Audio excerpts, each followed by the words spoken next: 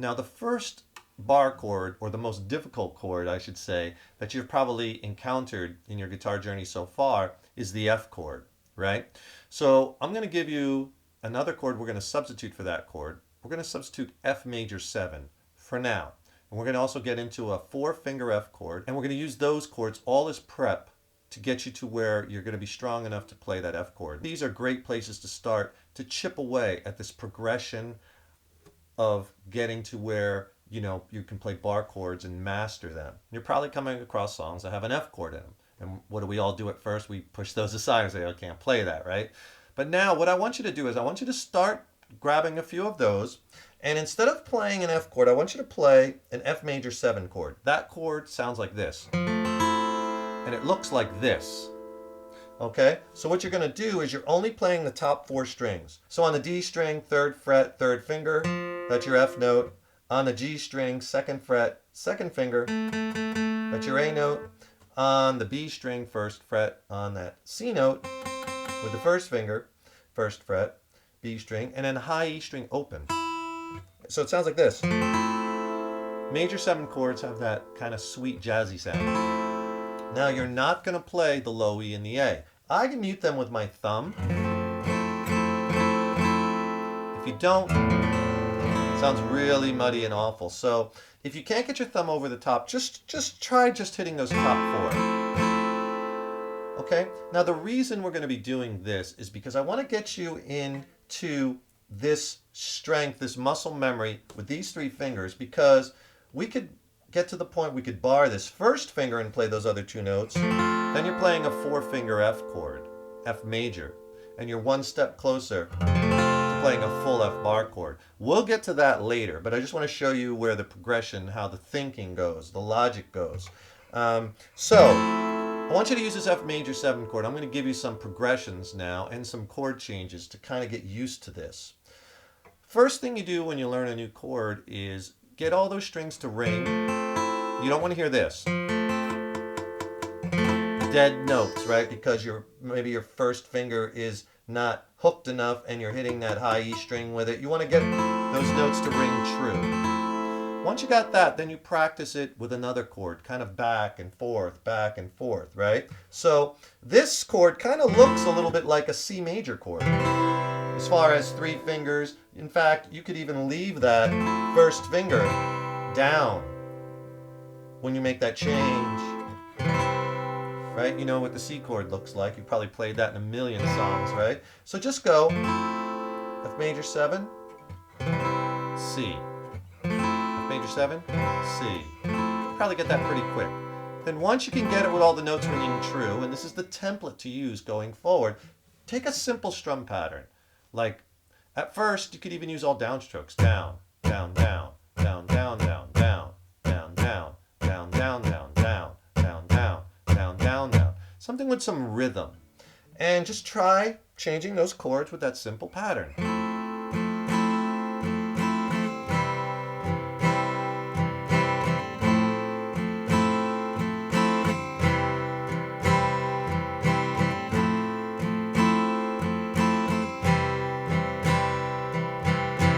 After you get it with that pattern, try it with another simple pattern. Let's do this one. Down, down, up, down, up.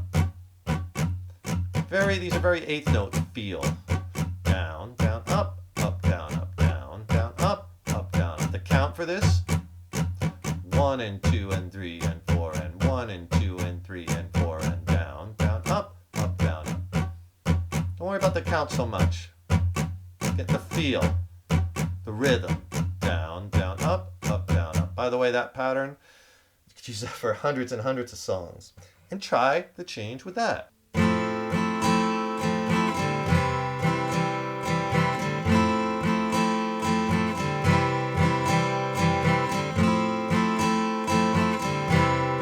Now you're muting that E and the A string, or you're not playing it in the F major 7, but on that C chord, obviously you're just muting the low E because you want to hear that A string, you want to hear that C chord from that C root, low root, right? Okay, another good change to practice, F major 7 to an A minor chord. So F major 7, A minor, and leave that first finger down. F major 7, A minor. Same strum pattern. So once you get a few changes down, like back and forth, then you could put together 3 and 4 chord changes. Now we're going to try to tackle a 4-finger F chord. That first finger barring the high E and the B string, right? You have that second finger on that A note, 2nd fret G string. Now take your third finger and you're going to play the F note, which is at the 3rd fret of the D string. Right? There's the chord. 1, 2, 3, 4 notes. Top 4 strings. We're not playing the low E or the A string. Now I know this is a lot. If you can't get it, try to kind of grab your finger and just put it over there. If you get a second, please subscribe to the channel. You know, subscribing to the channel, that really helps us. Leave a comment below. Let us know what lessons you'd like to see. And if you do like it, please click the like button. Give it a thumbs up. That really helps us and we so appreciate it. The biggest problem you're going to have at first is you're probably going to have this problem. You're not going to have that high E string ringing because it's hard to keep that down and get those fingers over. Right? Here's a little stretching exercise for you that might help because you want to have some space like in between your fingers. I have very big hands, you know, so I'm at a little bit of an advantage. But if you have small hands, it's okay because I've had 8 and 10-year-olds that can play bar chords that I've taught. Put your hand on the guitar neck here. Take your fingers, your hand, and just go right into the guitar neck like this. Here's another view of that.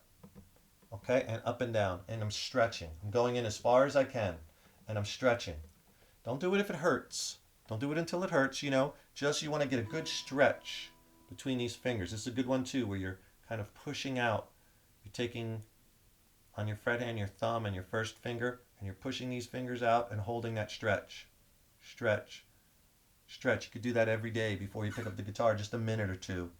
Do these stretches, right? Up, down, pinky. Leave it in there a second, stretch. Take some time at first to get this shape down.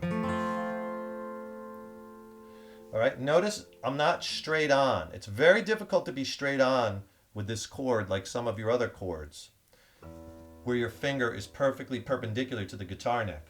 That's hard because that causes your arm to move in and the shoulder to come down, and that's a very weird position. You want to keep your body as natural as you can. The other thing you don't want to do is you don't want to be hunched way over. Notice when I play a lot, I'm really trying to keep my posture. Okay, because you're going to be sitting playing a long time, and it's no good to be hunched over like that, bad for your back. It's no good to have your arm in a weird position, right? So these fingers are going to be more angled a little bit. That's a little bit more natural a position for your hands, fingers, shoulder, wrist. That right there is going to take you some time, and that's going to take you some time to get it to sound good. But keep working on those other changes. Use the F major 7. But every day, just try, chip away, try to get that finger down. And eventually, one day you'll go from this to this, and you'll get it. It's a progression. Then we're going to take it, and we're going to start putting it in progressions and put it in chord changes, right? And then you could practice, like F major to C. All right? They always sound good together. C notes in an F major chord. Right? Back and forth. F major, G. F major, G. Right? F major, E minor. F major, E minor. Just make up the change. It doesn't have to sound totally in key. It could be atonal. It's more of an exercise just to get you comfortable. Then we'll take them with a strum pattern. Let's go F major to C. Down, down, up, up, down, up.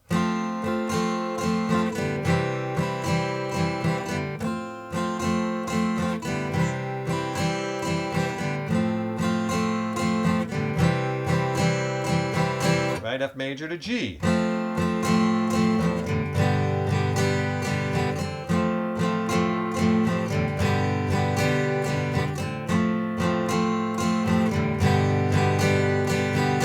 right? F major to D.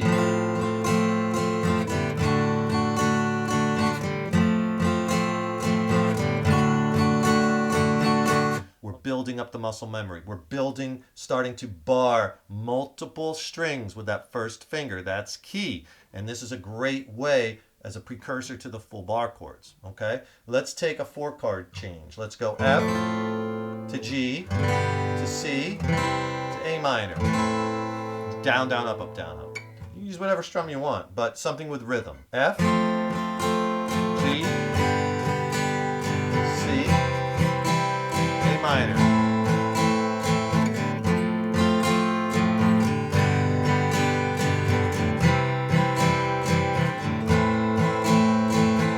Try it with a host of different strum patterns, right? Let's try another one. Let's go F, 4-finger F, C, G, C, F, C, G, C, down, down, up, down, up, C, down, down, up, C. Remember, at first, take it 2 chords at a time, back and forth. That's going to take a while. Then get into the 4-chord changes, then get into the songs, and then you'll have it. So there's a bunch of exercises and practice changes that you could do. Have fun with it. We'll see you in the next lesson.